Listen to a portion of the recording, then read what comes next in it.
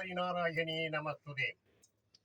இந்த கண்ணபெருமான் மகாபாரதம் முடிந்துவிட்டு இந்த ஜன்மத்தை எடுத்துக்கொண்டு வைகுண்டம் போகும் என்று எப்படி போவது? ஏனென்றால் இந்த பூலோகத்திலே யார் பிறந்தாலும் கருவிலே பிறந்த உயிர் இறந்துதான் போகும்.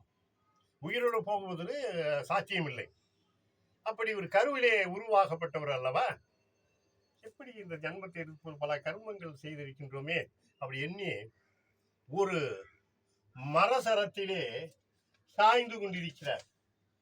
அந்த மரசரத்திலே சாய்ந்து கொண்டிருக்கும் போது பாருங்கள், வேடனுக்கு மோட்சம் தந்த கிருஷ்ணன், வேடனுக்கு மோட்சம் தந்த கிருஷ்ணன், கிருஷ்ண பகவான் வேடனுக்கு மோட்சம் தருகிறார். ஏன் தருகிறார் என்ற இந்த சிறப்பை இந்த பிடிவி சேனலிலே கண்டு பாருங்கள். இவர் ஒரு மரத்தடியிலே அமர்ந்து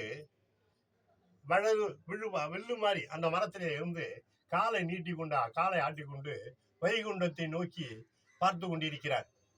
வைகுண்டம் போகும் மகாவை எல்லாம் முடிந்து விட்டது. இவர் போகும் அந்த காட்சியிலே அந்த வழியாக ஒரு வேடன் சென்று கொண்டிருக்கிறான். அந்த வேடனுக்கு இவருடைய பெரிய விரல், ஆள் காட்டி விரல், கால் விரல் புறா தலை மாதிரி தெரிந்தது. ஒரு மரத்திலே ஒரு புறா உட்கார்ந்து கொண்டிருக்கிறது என்று தன் வில்லை எடுத்து ஏய்ந்தான். கிருஷ்ண பரமாத்மா கண்ணனுடைய கால் இரண்டாக கிழிந்தது. புறா அடிபட்டு விட்டது. அப்படி என்று ஓடி வந்து பார்த்தால் மரத்தில் இருந்து சரசரமாக உதிரசரம், கண்ணனுடைய உதிரசரம் மண் சரத்திலே விழுகிறது. பகவானே, கிருஷ்ண பகவானே, கண்ணபிரமானே, ஐயனே, நான் புறா என்று அடித்து விட்டேன் ஐயா, உங்களுடைய திருப்பாதம் எனக்கு தெரியவில்லையே. கண்ணன் சிரித்தார். வேடவரே, எனக்கு நீங்களும் செய்த எனக்கு நீ மோட்சம் தந்தீர்கள். வைகுண்டம் போவதற்கு வழி தெரியாமல் திசைத்துக் கொண்டு இருந்தேன். என்னுடைய கர்ம பலாபலம் இதோ உதிரமாக இந்த மண்சரத்திலே விழுந்து விட்டது. இனி நான் வைகுண்டம் போவேன், உனக்கும் மோட்சம் தருகிறேன் என்று வேடனுக்கு மோட்சம் தந்தார். அப்போ அந்த வேடன் கேட்கிறான், ஐயா, நீங்கள் இந்த மகாபாரதம் எல்லாம் முடிந்து விட்டது போகிறீர்கள், இந்த யுகத்திலே எப்படி ஐயா சிறப்பு இருக்கும் என்று கேட்கிறான் வேடதாரி. அந்த வேடன் கேட்கிறான். அப்போ பகவான் கண்ணபிரமான் சொல்கிறான், ஞானி இருக்க மாட்டான், முனிவன் இருக்க மாட்டான், ரிஷி இருக்க மாட்டான், மகான் இருக்க மாட்டான், தவம் இருக்காது, தெய்வம் தோன்றி காட்சி தராது, சாமியார் இருக்க மாட்டான், பண்டிதர் இருக்க மாட்டான், வேதியர் இருக்க மாட்டான், அரசன் ஆட்சி இருக்காது, திருக்கூத்தாடும் அரசாளுவான், அவனே படைப்பான், அவனே அழிப்பான், சைவம் தலைக்காது, அதர்மம் அவதரிக்கும்,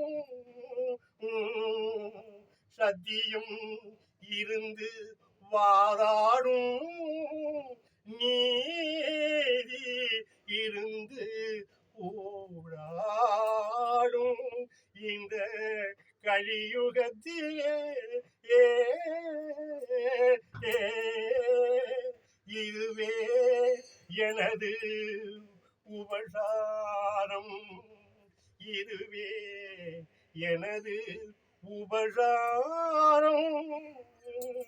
அப்படி இருந்தாலும் வேடதாரிகள் தோன்றி செல்வத்துக்கும் பணத்துக்கும் காமத்திற்கும் அடிபணிந்து பாடுவார்.